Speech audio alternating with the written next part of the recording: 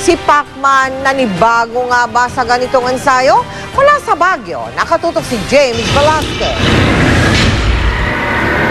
Bilang bahagi ng kanyang ensayo sa footwork, bumuno ng 7-kilometer uphill inclined run ang 8th Division World Champion sa matarik na kalsada sa Barangay Santa Lucia, Baguio City.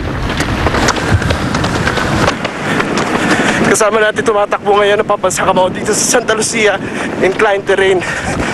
Hindi biro ito, matarik na bundok na ito na tinatakbo ng ating pabansa kamao. Pero kailangan niyang gawin ito para mapalakas ang kanyang binti at ang kanyang stamina.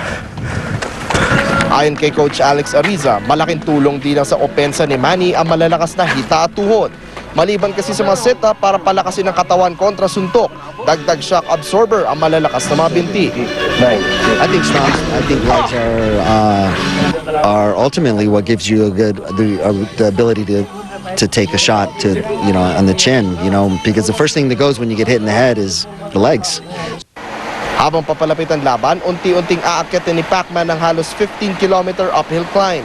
Bagamat bakas ang gana at sigla ng kampyong inspirado sa training, nanimbago raw si pambansang kamao sa inclined run. Nahirapan ako, parang nanibago kasi sikan din ng road work tapos akyat ka agad sa bundok. So medyo mahirap. Dapat 1 week muna, after 1 week saka pa mag-jogging sa paakyat. Pero nag-decide ako na akyat na kaagad.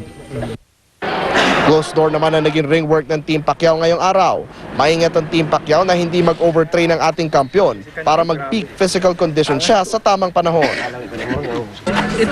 Mula sa Baguio City, James Velasquez sa Katutok, 24 Oras.